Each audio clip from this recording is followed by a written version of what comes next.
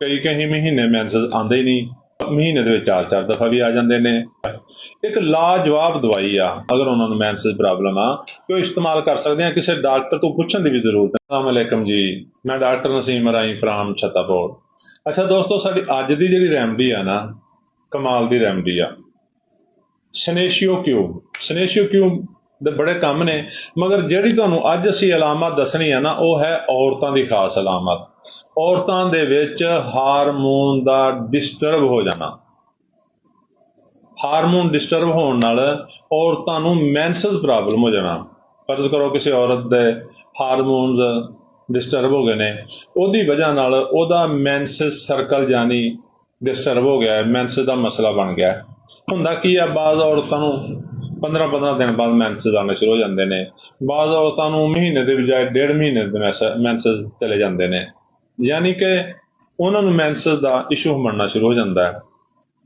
या फिर कई औरतों को कई महीने मैंसेस आते ही नहीं, 6-6 महीने भी गुजर जाते हैं, तो या फिर महीने के चार चार दफा भी आ जाते हैं।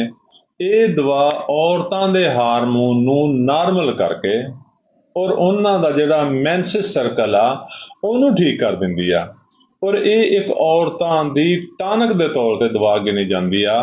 सनेशियो क्यूब मैंसस का एनीवन कोई भी प्रॉब्लम हो गया हो, मैंसस कम आ रहे होन, मैंसस ज़्यादा आ रहे होन, मैंसस महीने 2 दफा आ रहे होन, मैंसस 2-2 महीने बाद आ रहे होन, मैंसस 6 महीने के सर्कल पीरियड चला गया हो, यानी जिन्नी भी डिस्टरबेंस होवे ये उन्होंने ठीक कर दिंदी आ।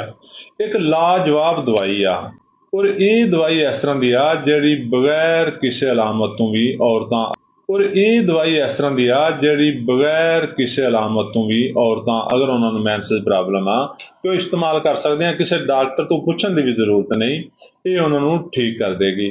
दोस्तों गल यह है भी मर्द को कोई तकलीफ होवे ना, वो तो फौरन जाके डॉक्टर तो दवाई लैंदा है। औरतों को प्रॉब्लम हो, खास तौर पर मैंसस प्रॉब्लम तो बड़ा मसला होंदा है। हर औरत जाके डॉक्टर तो दवाई नहीं लै सकती, हर जगह तो लेडी डॉक्टर मौजूद नहीं है, तो ये कई महीने चलता रहिंदा है।